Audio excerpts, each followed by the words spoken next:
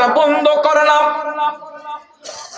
কিন্তু বাস যখন পায়ের গোড়ায় আসলো আর তো ভিতরে থাকা যায় না, দুইজনে টান দিয়া উঠাইয়া ফেলে। এরপরে দেখবেন চাচ উপরে দিয়া, চাটাই উপরে দিয়া। আল্লাহর বান্দারা মোবাইল ফোনে সময় নষ্ট না করে, বাজে আড্ডাতে সময় নষ্ট না করে আল্লাহর জিকিরে মশগুল হয়ে যাও রে যুবক। আমার আল্লাহর স্মরণটা অন্তরে রাখো যুবক, দেখবা আল্লাহর জিকিরে আত্মার মধ্যে শান্তি মিলে। আমার আল্লাহর জিকির করলে কালবের ময়লা দূর হবে, আমার আল্লাহ পাকের জিকির করলে কালবটা নূরান্বিত হবে। আমার মওলা পাকের জিকির করলে ওই দেহটার মধ্যে ব্লাড সার্কুলেশন এত সুন্দর হবে, কোমরে ব্যথা থাকবে না, হাঁটুর জোড়া ব্যথা থাকবে না, বাত ব্যথা থাকবে না। যদি দেহটারে আমার মওলার জিকির দিয়া রাঙ্গাইয়া দেই, আমার নবীর দুরূদ শরীফ দিয়া রাঙ্গাইয়া দেই, ঠিক না বিঠি? বন্ধুরা আমার, বাবাজিরা, যেই কথাটা বলতে চেয়েছিলাম, নামাজটা নামাজের মতো পড়তে হবে, নামাজটা নামাজের মতো পড়তে হবে। নামাজের মধ্যে রিয়া থাকলে, ফখর থাকলে, হিংসা থাকলে ওই নামাজ দিয়া কোনো শান্তি আসবে না। বর্তমানে একটা ফিতনার জামানার মধ্যে পয়রা দেখবেন, নামাজ পয়রাও আমার নবীর শানে বিয়াদবি করে। আসেনি? আছে। আল্লাহর হাবিব ১৫০০ বছর আগে বলেছেন যে এমন একটা জামানা আসবে, আলেমদের সিনা থেকে এলেমকে উঠিয়ে নেওয়া হবে, আলেমদের সিনা থেকে এলেম উঠিয়ে নেওয়া হবে, এলেমকে বিদূরিত করা হবে। কেন? এরা শিক্ষা অর্জন করবে নিজের ব্যক্তি স্বার্থ হাসিলের জন্য। কিছু কিছু আলেমের সিনার মধ্যে আল্লাহ এলেম দিবে, কিন্তু এটাকে আল্লাহ বিদূরিত করে ফেলবে। কারণ এই কারণে যে ওই আলেমগুলা সমাজের কোনো উপকার আসবে না, এরা ব্যক্তি স্বার্থে নিজের এলেমটাকে প্রয়োগ করবে। এই ফিতনার জামানায় বর্তমানও একজন আমি দেখেছি, ভাইয়ার আমার, উনি একটা মাদ্রাসার হেড মুহাদ্দিস ছিল। ২০ বছর নাকি তিনি হাদিসের খেদমত করেছেন। একটা প্রসিদ্ধ দরবার শরীফের একটা কামিল মাদ্রাসার, বহুমুখী কামিল মাদ্রাসার হেড মুহাদ্দিস ছিলেন। এই হেড মুহাদ্দিসকে ভাইস প্রিন্সিপাল পদ দেওয়া হয় নাই। মাদ্রাসা পরিচালনা পক্ষ থেকে, কমিটির পক্ষ থেকে ভাইস প্রিন্সিপালের পদ না দেওয়ার কারণে উনি সুন্নিয়ত ছেড়ে খারিজি হয়ে গেছে। সে নাকি ২০ বছর যা করছিল এগুলা সব ভুল করছিল। মিলাদ কিয়াম, আমার নবীকে নূর মানছিল, নবীকে হাজির নাজির এটা বিশ্বাস করেছিল, দলিল আদিল্লা প্রমাণ করেছে। এখন বয় এটা নাকি আগে যা করছিল সব ভুল করছে। এখন তিনি শুধরাইবার জন্য খারেজিদের দলে গিয়ে আবার অন্তর্ভুক্ত হয়েছেন। তাহলে আপনারা চিন্তা করেন, তার ব্যক্তি স্বার্থে আঘাত করার কারণে সে ঈমানকে তালাক দিয়ে দিয়েছে। নাউজুবিল্লাহ মিন জালিক। তাহলে আপনারা বলুন, ঈমান বড় নাকি টাকা বড়? ঈমান বড়। ঈমান বড়। ঈমান বড় নাকি সম্পদ বড়? ঈমান বড়। বাবাজিরা আমার, আমার আল্লাহ ইজ্জত দেওয়ার মালিক, ইজ্জত কেড়ে নেওয়ার মালিক। ভাইস প্রিন্সিপাল কেন? আল্লাহ চাইলে তো প্রিন্সিপালও বানাইতে পারতেন। কারণ আল্লাহ তাআলা সূরা আল ইমরানে বলেছেন, ওয়া তুইজ্জু মান তাশা ওয়া তুযিল্লু মান তাশা বিয়াদিকাল খায়র। আমার আল্লাহ কই জগৎবাসীরা, আল্লাহ কই হাবিব আপনি জগৎবাসীদেরকে বলে দেন, আমি আল্লাহ যাকে ইচ্ছা ইজ্জত দিতে পারি, যার কাছ থেকে ইচ্ছা আমি আল্লাহ ইজ্জত কাইরা নিতে পারি। আমার আল্লাহ চাইলে ইজ্জত দিতে পারে, আল্লাহ চাইলে ইজ্জত কাইরা নিতে পারে। এই জন্য ভাইয়ের আমার, নিজে থেকে তো ইজ্জত বাড়ানো যাবে না। আমি মুরাদ চৌধুরী যত সুরে ওয়াজ করি না কেন, যত অনয় বিনয় করে ওয়াজ করি না কেন, আল্লাহ যদি আমার ইজ্জত না দেয়, দুনিয়ার মানুষে ইজ্জত দিলে কোনো লাভ হবে না। না, ইজ্জত দিবেন কে? আল্লাহ। ইজ্জত কেড়ে নিবেন কে? আল্লাহ। কোরআনের আয়াত দ্বারা প্রমাণ স্পষ্ট বোঝা গেল। ওই পুরা কফাইল্লা 20 বছর সে হাদিসের খেদমত করেছে, আবার কই তার হাজার হাজার ছাত্র আছে, যে হাজার হাজার ছাত্র বানাইছে, অনেক ছাত্ররা এখন তার বিরুদ্ধে কথা বলতেছে যে মুনাফিক। ঠিক না বে ঠিক? কারণ আমার বাবাও যদি ঈমান হারা হয়, ওই বাবাকে ছাড়া যাবে না। শুধু উস্তাদ কেন, আমার আব্বা যদি ইসলামের বিরুদ্ধে যায়, নবীর বিরুদ্ধে যায়, ওই বাবাকে ত্যাগ করা যাবে। মা যদি নবীর বিরুদ্ধে চলে যায়, ওই মাকে ত্যাগ করা যাবে। যদি রসুলের হাদিস সত্য হয়, রসুল বলেছেন লা ইউমিনু আহাদুকুম হাত্তা আকুনা আহাব্বা ইলাইহি মিন ওয়ালিদিহি ওয়া ওয়ালাদিহি ওয়ান নাসি আজমাইন। এটা ভাইয়ের আমার সিয়াসিত্তার হাদিস। আল্লাহর হাবিব সাল্লাল্লাহু আলাইহি ওয়াসাল্লাম বলেছেন, হে জগৎবাসীরা, হে আমার উম্মতেরা, লা ইউমিনু আহাদুকুম, তোমরা কখনো মুমিন হতে পারবা না হাত্তা, যতক্ষণ না আকুনা আহাব্বা ইলাইহি, আমি রসুল তোমাদের নিকট অধিক প্রিয় না হব। কার থেকে?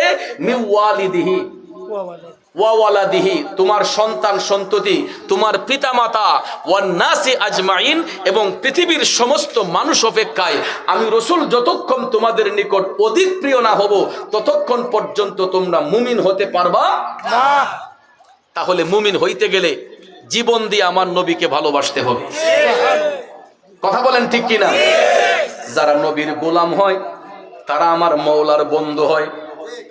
যারা নবীর গোলামি করবে এরা আল্লাহ পাকের বন্ধু হবে। আর এদেরকেই বলা হয় মুমিন, এদেরকেই বলা হয় মুত্তাকি, এদেরকেই বলা হয় পরহেজগার। এই জন্য ভাইয়ার আমার আল্লাহ বলে মুমিনরা এরকমই হয়, যখন তাদের সামনে আল্লাহর কথা বলা হবে, আল্লাহর গুণগান গাওয়া হবে, তখন মুমিনদের অন্তরে আল্লাহর ভয় সঞ্চার হবে। আর ওই মুমিনদের সামনে যখন কোরআনের আয়াত তেলাওয়াত করা হবে তখন ইমানদারদের ইমানটা তাজা হবে। আর এই রকম ভাবে ইমানদাররা ইমানের কাছে বসবাস করবে। কথা কোন ঠিক কিনা? তাইলে বলুন, আমরা নবীর গোলামির মাধ্যমে আমাদের ঈমান আকীদাকে মজবুত করতে চাই কি চাই না? কারা কারা চাই দুইটা হাত তুলে দেখাই। নারায়ে তাকবীর, নারায়ে রিসালাত, আহলে সুন্নাত ওয়াল জামাত, সুন্নি মহাসম্মেলন, সুন্নি মহাসম্মেলন। একটু দুরূদ শরীফ পড়ুন। আল্লাহুম্মা সাল্লি আলা সাইয়্যিদিনা, মাশাআল্লাহ, মুহাম্মাদ, আল্লাহুম্মা সাল্লি আলা সাইয়্যিদিনা মুহাম্মাদ নাবিয়ানা শাফিয়ানা মাওলানা মুহাম্মাদ নাবিয়ানা শাফিয়ানা মাওলানা মুহাম্মাদ। এমন নবীজির উম্মত আমরা, যেই নবীর নাই তুলনা। এমন নবীজির উম্মত আমরা, যেই নবীর নাই তুলনা। যাহার উপর দুরূদ বেজেন স্বয়ং প্রভু রব্বানা। আল্লাহুম্মা সাল্লি আলা সাইয়্যিদিনা মুহাম্মাদ নাবিয়ানা শাফিয়ানা মাওলানা মুহাম্মাদ নাবিয়ানা শাফিয়ানা মাওলানা মুহাম্মাদ। বাবাজিরা আমার, বন্ধুরা আমার, নবীর গোলামি চাই কি চাই না? এ বন্ধুরা আমার, বাবাজিরা, কারণ আমি শুরুতেই বলেছি এই জন্য আমরা নবীর গোলামি করব। কারণ নবী দুনিয়াতে আপন, কবরে আপন, হাসরে আপন, মিজানে আপন, ফুলসিরাতে আপন, সর্ব জায়গার মধ্যে আমার নবী আপন। ঠিক নিও। এখন যদি মারা যাই সঙ্গে সঙ্গে 5 মিনিট যাইতে না যাইতেই একজনকে পাঠানো হবে মসজিদের মাইকে, পাঠ করা হবে ইন্না লিল্লাহি ওয়া ইন্না ইলাইহি রাজিউন। আমরা সঙ্গে সঙ্গে বসা থাকলে কই কেডা মরছে একটু শুনিছেন? অমুক পাড়া নিবাসী অমুক ব্যক্তি এতটার সময় ইন্তেকাল করেছেন, আগামীকাল এতটার সময় মরহুমের বা অথবা মরহুমার জানাজার নামাজ অনুষ্ঠিত হবে। উক্ত জানাজার নামাজে শরীক হওয়ার জন্য সকল ধর্মপ্রাণ মুসলমান ভাইদেরকে দাওয়াত করা হইল। আমরা সময় থাকলে অনেকে জানাজার মাঠে যাই, অনেক সময় না থাকলে পরবর্তীতে জিয়ারত করি। ঠিক না বেঠিক? বাবা মারা গেলে সন্তান কান্দে, বাবা মারা গেলে ওই স্বামীর স্ত্রী কান্দে, ঠিক না বেঠিক? স্বামী মারা গেলে স্ত্রী কান্দে, বাবা মারা গেলে সন্তান কান্দে। ও আব্বা, আমাদেরকে কই ফালাইয়া গেলা, আমাদেরকে কই রাইখা গেলা আব্বা গো, তোমারে সারা কেমনে থাকবো গো আব্বা। স্ত্রী কান্দে, স্বামী আমারে বিধবা বানাইয়া তুমি চইলা গেলা, এত বছর তোমার নিয়ে সংসার করলাম, এখন আমারে দেখবে কে? কে আমার গোপন অঙ্গের জিনিস কিনে দিবে? স্বামী তুমি তো দুনিয়াতে ছিলা, আমার ভরণ পোষণ করছো, খবরা খবর রাখছো, কে আমার খবর নিবে রে স্বামী? স্ত্রী কানতে কানতে পেরেশান, সন্তান বাবার জন্য কানতে কানতে পেরেশান। দুনিয়ার মায়াটা দেখেন কত নিষ্ঠুর মায়া। বাবা মারা গেলে সন্তানে বাবার লাশের পাশে বৈশা কান্দে, জানাজার মাঠে গিয়া কান্দে, কবরস্থানে যাওয়া পর্যন্ত কান্দে। ওরে অমুক তোর বাপরে নিজের হাতে কবরে শোয়াইয়া দে। আব্বাজির আমার সন্তান বাবার কবরের মধ্যে নাইমা বাবার লাশটা যখন কবরের মধ্যে রাখে, কবরের চতুর্পার্শ্বে যারা থাকে, কবরস্থানের ভিতরে যারা ঢুকে, সবাই একটাই কথা বলে, বিসমিল্লাহি ওয়া আলা মিল্লাতি রাসূলিল্লাহ। তখন তো কোন দলের কথা বলা হয় নাই, কে কোন দলের সাপোর্টার এটা বলা হয় নাই। মুসলমান হইলে সাদা কাফন পরাইয়া কবরের মধ্যে শোয়াইলে বিসমিল্লাহি ওয়া আলা মিল্লাতি রাসূলিল্লাহ এই কথাটা বলে কবরস্থানের মধ্যে যখন লাশটা শোয়ানো হয়, সন্তান বাবার কবরের মধ্যে নাইমা লাশটাকে রাইখা একটা একটা বাঁশ যখন দেওয়া হয়, আস্তে আস্তে দেখবেন ছিদ্রগুলা বন্ধ হতে থাকে, কবরের উপরের জায়গাটা আস্তে আস্তে বন্ধ হতে থাকে।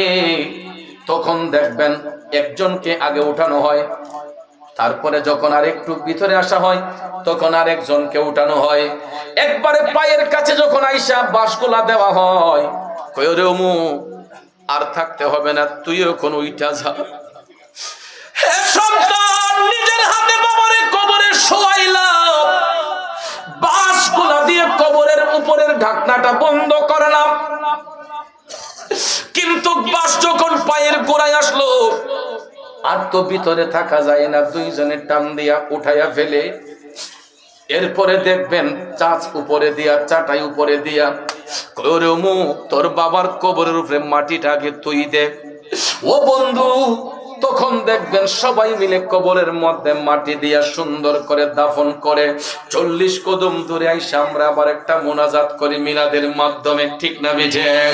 40 কদম দূরে আসার পরে গো আর তো কবরের মধ্যে কেউ থাকে না, তখন আল্লাহ তাআলা দুইজন ফেরেশতা পাঠাইয়া দেয়, একজনের নাম হলো মুনকার, একজনের নাম হলো নাকির। এই দুইজন ফেরেশতা আমার আপনার কবরের মধ্যে হাজির হইয়া যায়। প্রশ্ন শুরু হইয়া যায়, মান রাব্বুকা, তোমার রব কে? ওয়া মান দীনুকা, তোমার দিন কি? ওয়া মান হাজার রাসূল, বলো তোমার রাসূল কে?